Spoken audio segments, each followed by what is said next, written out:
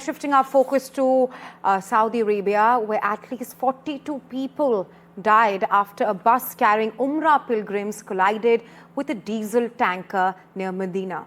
Many of those who died are believed to be Indian nationals. According to local media in Saudi Arabia, that is, the bus was reportedly on its way from Mecca to Medina when the crash happened around 1:30 a.m. IST near Mufrihat. Most passengers on the bus were from Hyderabad, and that's what the Khaleej Times has reported. The group was reportedly returning from Mecca after completing their rituals and was en route to Medina at the time of the accident. According to a Gulf News report, many passengers were reportedly asleep at the time when the accident took place, perhaps leaving them little chance to escape when the bus burst into flames after the collision. Rescue team said that the bus was completely charred, making identification of all these victims extremely challenging. Reports claimed one person, Mohammed Abdul Shoaib, has survived and he is currently in the hospital. However, his condition right now is unknown to us. Prime Minister Modi has expressed his condolences, saying that his thoughts are with those who have lost their loved ones, and added that the embassy in Riyadh and officials in Jeddah are providing all assistance, all kind of help to the affected families. For more on this, my colleague Uma is now joining me live. Uma, unfortunate news there. At least 42 Indian pilgrims have died in that bus accident. The latest coming in is that Telangana Chief Minister has expressed shock, and the government in Telangana has announced an ex gratia of rupees 5 lakh to the kin of deceased.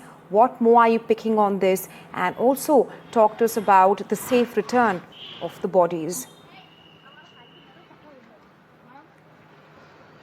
So there were 46 people on the bus, even though 54 had actually enrolled for being on that bus. But after the Umrah at Mecca, about 4 of them went off in a separate vehicle and 4 others stayed back. And that's the reason why the number came down from 54 to 46. And out of the 46 people who were on the bus, one young man who is 25-year-old Abdul Shoaib, he's the only one who managed to break a glass window and jump out of the burning bus. This happened at around 1:30 a.m. in the morning when they were heading towards Medina, and they were just about 25 to 30 kilometers short of Medina when a diesel tanker is said to have come and hit the bus, and the bus in fact burst into flames and no one had any chance to escape. Unfortunately, there were 10 children as well and about 20 women on the bus is what we understand.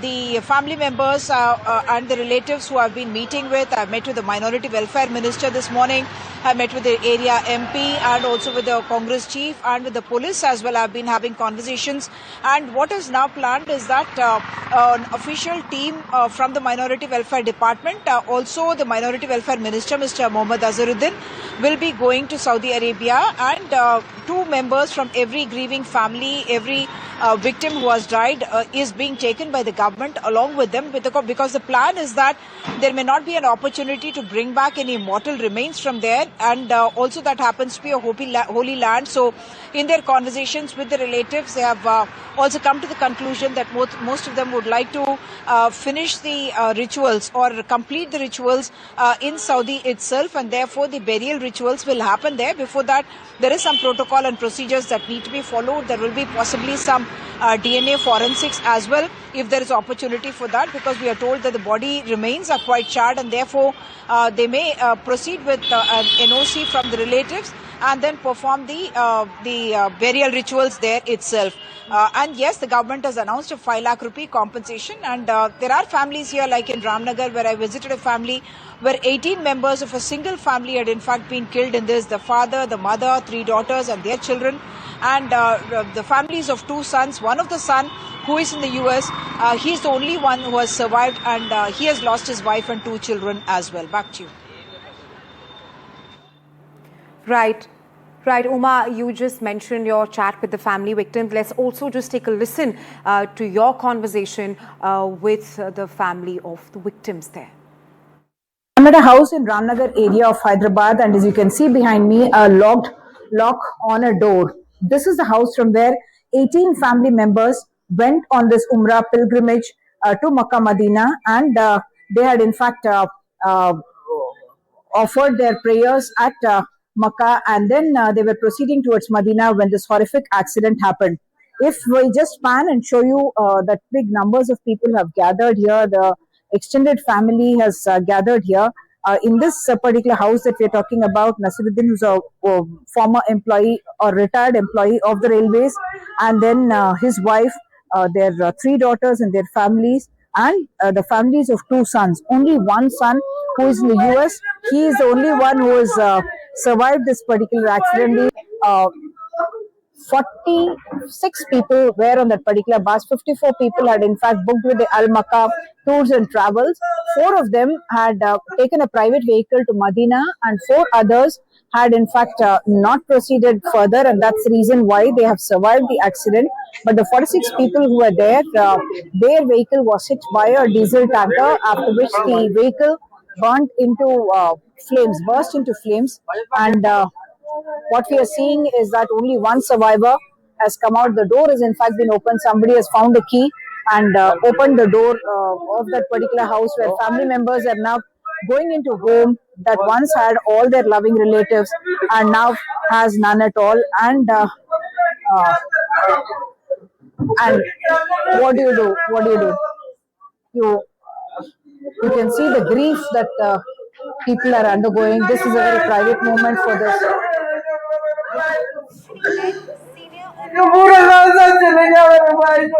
The entire family of my brother is gone.